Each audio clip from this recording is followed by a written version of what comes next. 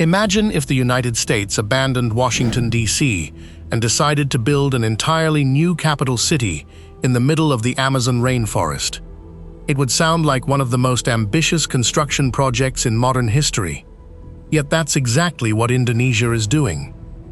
Deep inside the jungles of East Kalimantan, on the island of Borneo, bulldozers, cranes, and thousands of workers are transforming untouched rainforest into a brand new capital city called Nusantara. This isn't just another smart city or a futuristic megaproject. It is intended to replace Jakarta as the political heart of the world's fourth most populous nation. With an estimated cost exceeding $33 billion, Nusantara has become one of the largest urban development projects on Earth. The Indonesian government believes this city will reshape the country's future for generations. Critics, however, argue it could become one of the world's most expensive infrastructure experiments. The question is simple: can Indonesia really build an entirely new capital from scratch? And more importantly, will it actually solve the problems that forced this decision in the first place? To understand why Indonesia is taking such a massive gamble, you first have to look at Jakarta. Jakarta isn't simply overcrowded. It is facing one of the most severe urban crises anywhere in the world.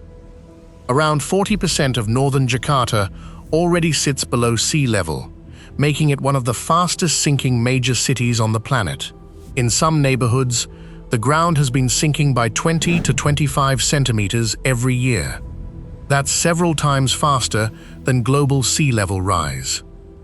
While climate change certainly contributes to the problem, the biggest cause lies beneath the city itself. For decades, millions of residents and businesses have depended on underground groundwater because access to piped clean water remains limited. As enormous quantities of water are extracted, the soft clay beneath Jakarta compresses, causing entire districts to slowly sink. At the same time, rising sea levels continue pushing seawater further inland.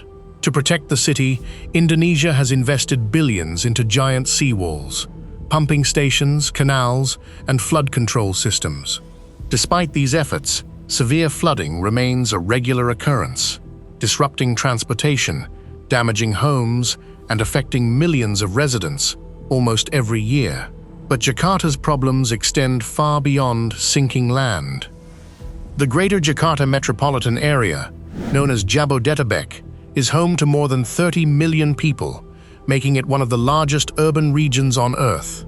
Every day, millions of vehicles crowd its highways, creating some of the worst traffic congestion in Southeast Asia.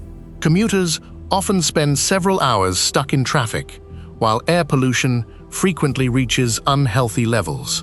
According to various economic studies, congestion alone costs Indonesia billions of dollars annually through lost productivity, wasted fuel, and delayed logistics. Yet perhaps the biggest issue is one that affects the entire country. Indonesia consists of more than 17,000 islands, stretching over 5,000 kilometers from west to east. Despite this enormous geography, nearly 60% of the country's 280 million people live on Java, which occupies only about 7% of Indonesia's land area. Java also generates the majority of Indonesia's GDP, leaving many outer islands underdeveloped despite their vast natural resources. For decades, policymakers have argued that this imbalance has concentrated political power, economic opportunity, and infrastructure investment almost entirely on one island. Nusantara is designed to change that. Rather than simply replacing Jakarta, the new capital aims to shift Indonesia's center of gravity toward the geographical middle of the archipelago, encouraging development across regions that have long remained in Java's shadow. If Jakarta explains why Indonesia is moving its capital, Nusantara explains how the country hopes to reinvent itself. The new capital is being built in East Kalimantan, on the Indonesian portion of Borneo, roughly 1,200 kilometers northeast of Jakarta. Unlike the current capital, this location sits on relatively stable ground, faces a much lower risk of earthquakes, and is far less vulnerable to flooding and land subsidence. For a country located along the Pacific Ring of Fire, those advantages are difficult to ignore. But Nusantara is intended to be much more than just a safer location. The project forms a central part of Indonesia's Golden Indonesia 2045 vision, a long-term national strategy that aims to transform the country into one of the world's largest developed economies by the centenary of its independence. Instead of allowing Jakarta to continue growing uncontrollably, planners want Nusantara to become a modern administrative capital built around sustainability, digital technology, and efficient public infrastructure. The master plan is ambitious. Nearly 70% of the capital area is planned to remain green space, with forests, parks, and ecological corridors surrounding urban districts. Public transportation will rely heavily on electric buses, autonomous transit systems, and pedestrian-friendly streets, with the goal that most daily destinations can be reached within a short walk or bicycle ride. Renewable energy is expected to supply a growing share of the city's electricity, while advanced water recycling and smart infrastructure aim to reduce environmental impacts. Construction officially began in 2022, and progress has accelerated over the past 2 years. The Presidential Palace, several government ministry buildings, new highways, bridges, water treatment facilities, and utility networks have already taken shape. Indonesia has also started relocating civil servants in phases, although the full transfer of government functions will take many years. Current plans envision Nusantara eventually supporting around 2 million residents, though that target could take decades to achieve. Financing, however, remains one of the project's biggest uncertainties.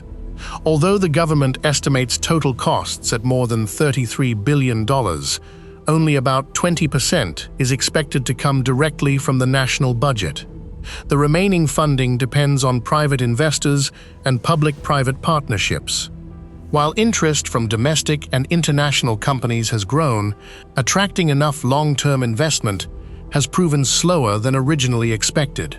Questions remain about whether demand for offices, housing, and commercial developments will match the project's ambitious timeline. Environmental concerns have also fueled debate. Borneo contains one of the world's oldest tropical rainforests and is home to endangered wildlife, including orangutans, sun bears, and proboscis monkeys. Although officials insist the city is being built on previously managed land rather than untouched primary rainforest, conservation groups warn that expanding roads, utilities, and supporting development could still fragment important ecosystems if growth is not carefully controlled. Whether Nusantara ultimately succeeds will depend on far more than impressive architecture or modern infrastructure. Building a city is relatively straightforward compared to building an economy, attracting businesses, and convincing millions of people to relocate. History offers mixed results. Brazil's Brasilia successfully became the nation's capital, while other planned cities around the world have struggled to achieve their original vision. For Indonesia, Nusantara represents one of the boldest national experiments of the 21st century. If it succeeds, it could become a global model for sustainable urban planning and balanced regional development. If it falls short, it may stand as one of the world's most expensive reminders that building a city is far easier than creating one that truly thrives. Stay with us and subscribe button and switch on notifications. The frontier of the future is unfolding, and you'll want a front row seat.